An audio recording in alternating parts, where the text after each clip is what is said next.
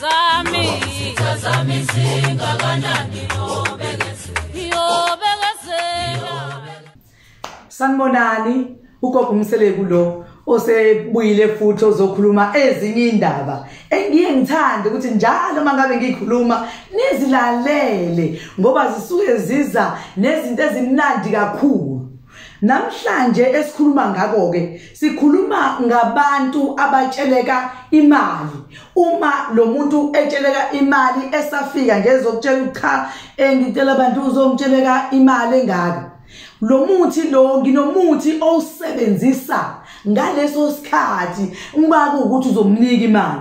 Uvane nje ngalesikhathi uhamba uyothatha imali yakho, uthatha umuthi wakho uyawusebenzisa ngendlela ozokutshela ngayo ugogo mawusuthathile umuthi usubuza ukuthi cha kumele umuthi wenze kanjani, uwenze kanjalo bese uthatha imali yakho uyahamba uyakuyena. Usufika kuyena wena uyamtshela ukuthi uyabona ke mfowethu mangabe umfowethu noma ngabe ubani ke ngalo ndlela ozosho ngayo kuyena ukuthi uyabona ke mfowethu njengoba nje ngikunika le mali.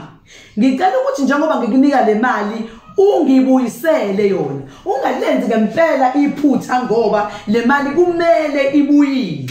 Kumele nje ibuyile le mali ngoba ngempela muke wenza iphutha ngeke kuze kulunge kufanele ibuye le mali. Ukukhuluma nje lokho wena ususebenzisile lo muthi. Lo muthi wenza ngesikhathi usumnika umuntu ngesikhathi wena ukhuluma nawo ubuka ngqo emehlweni ukuze lo muntu okade usebenzisa ungene kuyena. Ngalesikhathi ungena kuyena usuzokhuluma naye wakha ukuthi yena abe novalo. Uyabo abe nalolo valo ukuthi ayingeke le mali lo muntu kumele ngikhokhe naye angazi ukuthi kwenzakalani ukuthi ahawe lo luvalo ngakho. Kodwa nje uzozizwa ukuthi hey ngaze ngafa uvalo nkosami kumele ngikhokhe le mali yomuntu. Uyabo abe nalona nembezo omdlayo ukuthi cha kumele ngikhokhe imali yomuntu ngoba njengoba ngitshelekile naye khuluma kanje ukuthi kumele ngiyibuyise imali ngalesi sikhathi engisishilo kumele ngiyibuyise ngempela ngoba hayi impela ngithemba ngimbona namhlanje lo muntu ngambona nje ukuthi hayi omunye umuntu kanti akukhulumi yena. Uyizwa lonto nje ilo muntu owenzile wena ungena kuyena nawe futhi uma ukhuluma naye umbheke ngqo emehlweni ukuze ungene kahle kuyena ngaphakathi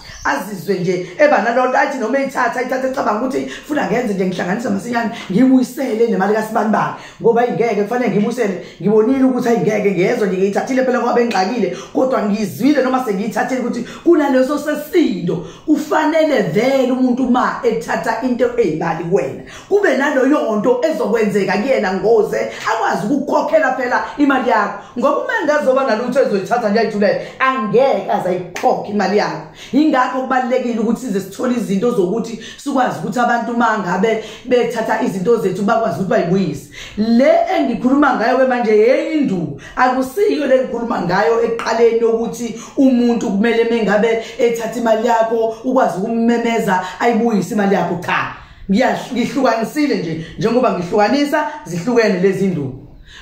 Sangisho ukuthi ke namhlanje ugogo Mseleku uyabonga kakhulu uyacela ukuthi nje nibuke utshele ngisho umngani wakho ukuthi mngani nami ngicela uyongena ekhasini likagogo Mseleku ngoba ugogo Mseleku uphethe indawo ezimnandi impela. Uma ngabe ulalela nawe uyazikhethela ukuthi kumele uthathe kuphi ikuphi okudinga nobone ngathi kona kuzokusiza ngokusheshsha. Kuyasiza konke kuyasebenza konke kodwa kuba kuwena phela ukuthi amandla onawo imaphi. Usuzobona ke sengikutshelile ukuthi cha ke nje ukusuyithathile le nduku isebenzisa kanje. Ngiyakwazi futhi ukukuthumelela umuthi kaphephu uma ungeve uketshezi kodwa uma ufanele ube uketshezi mhlambe kuupheke angiupheki ngiyawenza nje kahle ngikufakele ephepheni ngikuthumelele ngikutshela ukuthi uma usupheka uzopheka isikhathi esingaka bese uyakwazi ukusebenzisa. Esengisho ukuthi ke siyakwazi ukuthumelela impahla yakho noma ngabe kude kangakanani ngophepho.